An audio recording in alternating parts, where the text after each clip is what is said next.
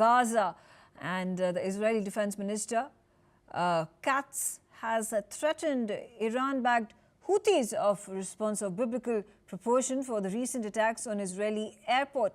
The Houthi military spokesperson Yahya Saree had earlier claimed that the Yemeni rebels targeted Israel's Ben Gurion Airport near Tel Aviv using a ballistic missile. This comes as earlier the Israeli army had reported that a missile fired from Yemen struck outside Israeli territory.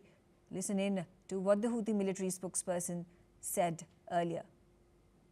نفذت القوة الصاروخية في القوات المسلحة اليمنية عملية عسكرية نوعية استهدفت مطار اللد في منطقة يافا المحتلة، وذلك بصاروخ باليستي نوع ذي الفقار، وقد وصل الصاروخ إلى هدفه بفضل الله. Tensions continue to rise as conflict between Yemen's Houthi rebels and Israel escalate.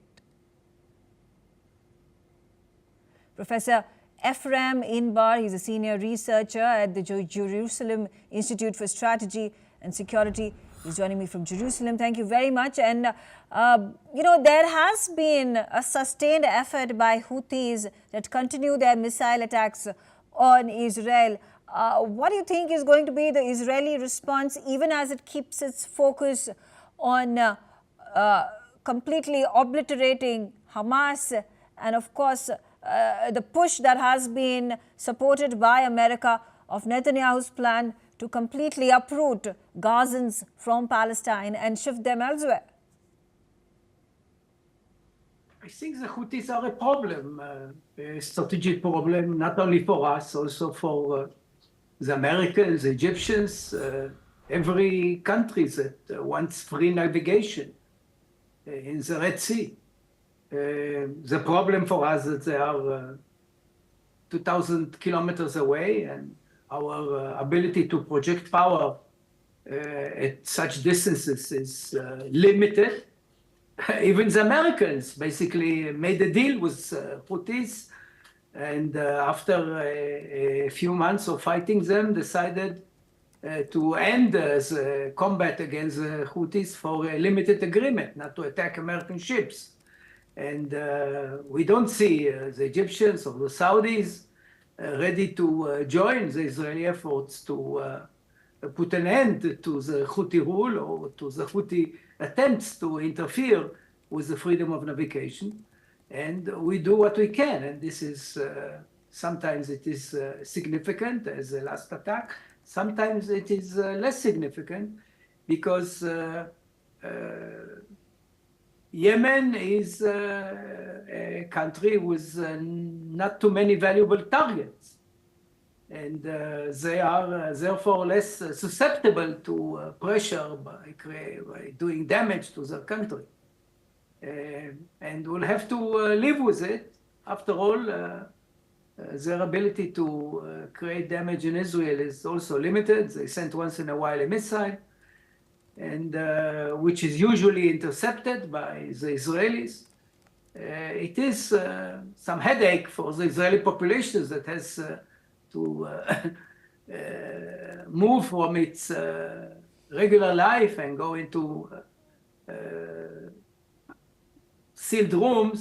Yeah. But otherwise, I think this is something that we can live with. Okay, all right. There have been two attacks that have happened consecutively in the last 12 hours against Israeli territories from the Houthis. What do you think is going to be the action plan of the Israeli Defense Forces with the political will to ensure that these attacks are curtailed and a decisive counter-action is taken by the Israeli military forces against the Houthis? First of all, I don't know. I'm not privy to the secrets that are being planned in the Ministry of Defense and in the military.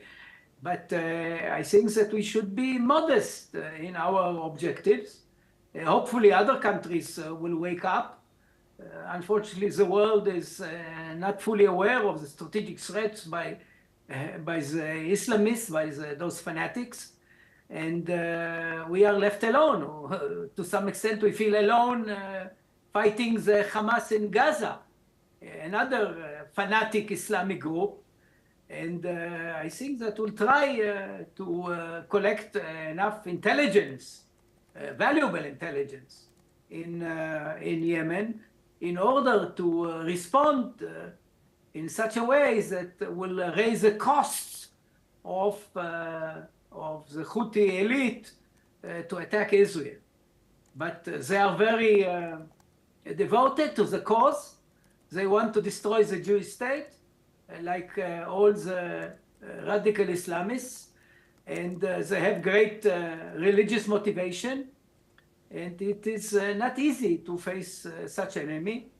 Unfortunately, Israel is surrounded by many of such groups, and we try to minimize the damage they are causing to us and exact a higher cost from them. So that's the only thing we can do. Okay.